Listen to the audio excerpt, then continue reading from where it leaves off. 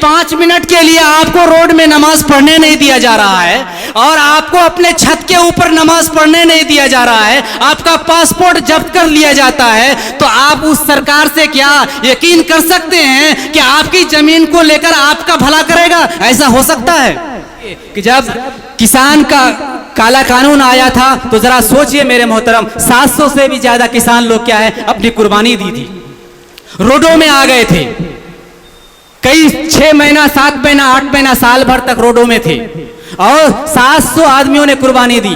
उसके बाद जाकर क्या है मोदी सरकार घुटने में आया और इस काले कानून को रद्द करना पड़ा।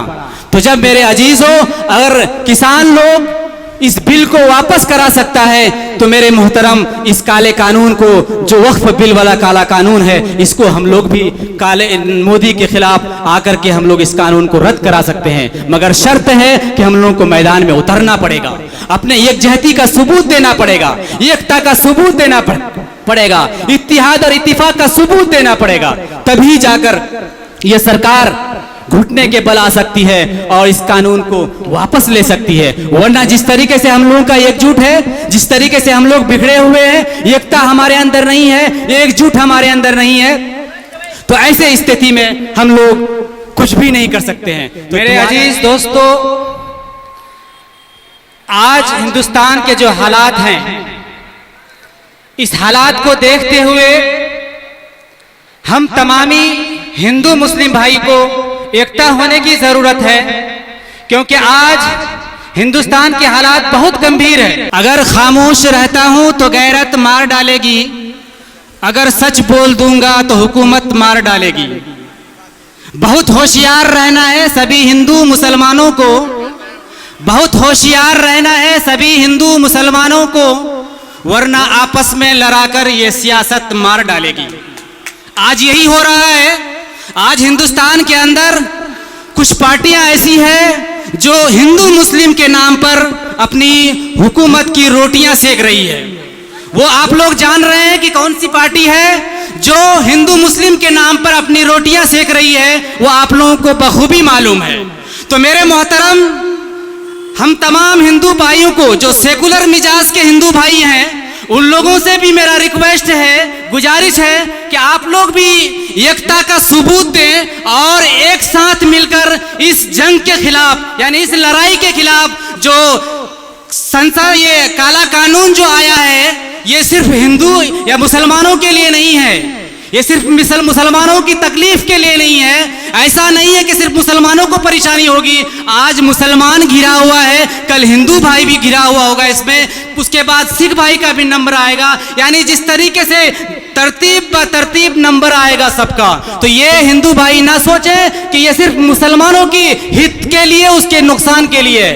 जरा सोचने की बात है कि जो सरकार हमारे मुसलमानों को इतना तंग करता है, इतनी परेशानी में मुब्तला कर दिया है कि जो मुसलमानों को छत के ऊपर नमाज पढ़ने के लिए पाबंदी है। अगर आप छत के ऊपर नमाज पढ़ेंगे तो आपका पासपोर्ट जब्त कर लिया जाएगा, आपको सलाखों के नीचे डाल दिया जाएगा।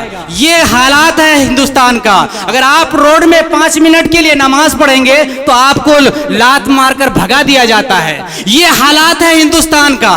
जब आप सोचिए कि 5 मिनट के लिए आपको रोड में नमाज पढ़ने नहीं दिया जा रहा है और आपको अपने छत के ऊपर नमाज पढ़ने नहीं दिया जा रहा है, आपका पासपोर्ट जब्त कर लिया जाता है, तो आप उस सरकार से क्या यकीन कर सकते हैं कि आपकी जमीन को लेकर आपका भला करेगा? ऐसा हो सकता है?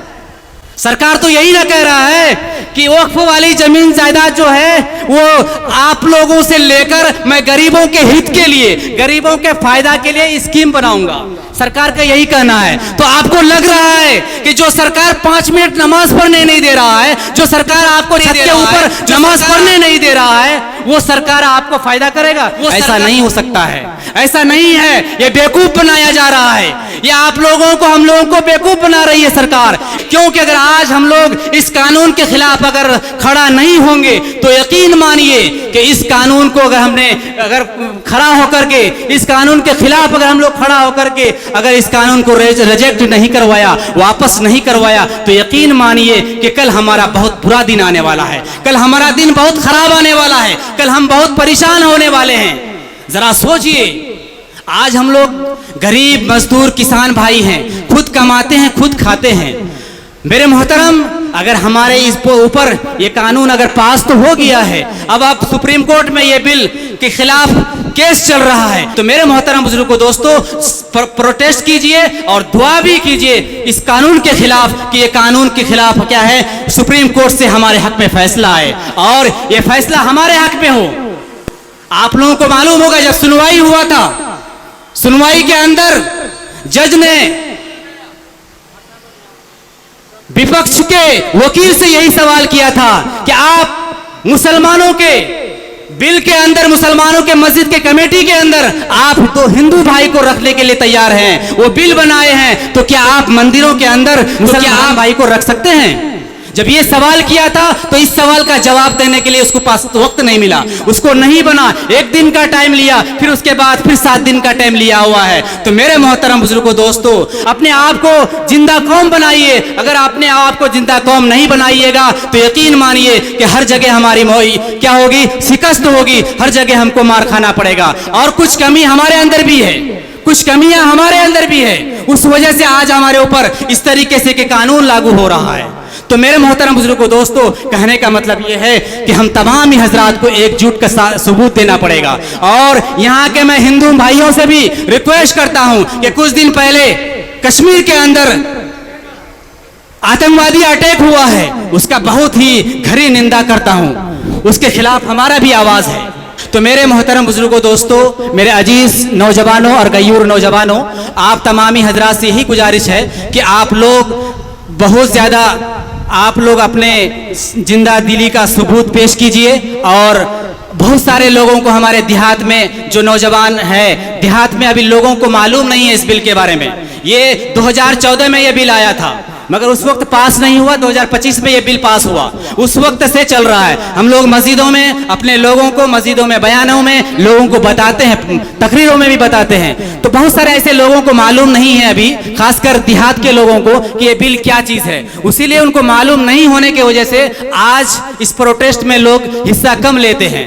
जागरूकता नहीं है, और इस जागरूकता नहीं रहने की वजह से ना सरकार का किसी चीज का हम लोग लाभ ले पाते हैं, ना सरकार के किसी चीज के खिलाफ हम लोग विरोध कर पाते हैं, क्योंकि मालूम ही नहीं है। तो इसीलिए मेरे मोहतरम बुजुर्गों दोस्तों, तमाम हजरात को जागरूकता होना है और इसके साथ साथ हम लोगों को तालीम से भी जुड़ना है। आज हम लोग तालीम से नहीं जुड़ने की वजह से, तालीम के से पीछे होने की वजह से आज ये हालात हमारे साथ है। आज अगर हमको जानकारी नहीं है, हमारे अंदर नॉलेज नहीं है, तो वजह क्या है कि हमारे अंदर तालीम नहीं है। हम बच्चों को तालीम नहीं देते हैं, हम घरों में शिक्षा को पैदा नहीं करते हैं, हम शिक्षा से बहुत दूर हैं। इसी वजह से आज लोगों को मालूमात नहीं है, जागरूकता लोग नहीं है। तो इसीलिए तमाम लोगों से गुजारिश है कि मेरे अजीजों, मेरे गयूर नौजवानों, तालीम से जुड़िए। और जितने भी हमारे बाप चाचा के उम्र के लोग हैं, उन लोगों से हमारी दरखास्त है कि अपने बच्चों को क्या है, तालीम से जोड़िए। जब तक तालीम से नहीं जुड़िएगा तो हम लोग किसी भी प्लेटफॉर्म में हम लोग कामयाब नहीं हो सकते हैं। चाहे सियासत में हो, चाहे किसी भी प्लेटफॉर्म में हो, हम लोग कामयाब उसी हालत में हो सकते हैं जब हम लोग तालीम से जुड़ेंगे। ये हालात हमारे कुछ कमजोरी की वजह से भी है। तो इसीलिए तमाम लोगों से गुजारिश है कि आप लोग एकता का सबूत पैदा करें और उसके बाद एकजुट होकर, किसी भी मामले में हो, एकजुट होकर हम लोग साथ देना है। जब किसान का काला कानून आया था तो जरा सोचिए मेरे मोहतरम, 700 से भी ज्यादा किसान लोग क्या है, अपनी कुर्बानी दी थी, रोडों में आ गए थे। कई 6 महीना, 7 महीना, 8 महीना, साल भर तक रोडों में थे और 700 आदमियों ने कुर्बानी दी। उसके बाद जाकर क्या है, मोदी सरकार घुटने में आया और इस काले कानून को रद्द करना पड़ा।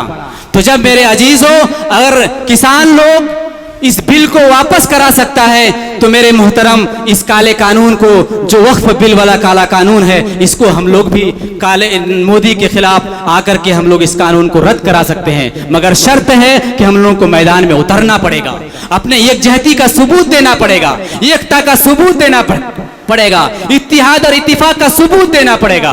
तभी जाकर यह सरकार घुटने के बल आ सकती है और इस कानून को वापस ले सकती है। वरना जिस तरीके से हम लोगों का एकजुट है, जिस तरीके से हम लोग बिगड़े हुए हैं, एकता हमारे अंदर नहीं है, एकजुट हमारे अंदर नहीं है, तो ऐसे स्थिति में हम लोग कुछ भी नहीं कर सकते हैं।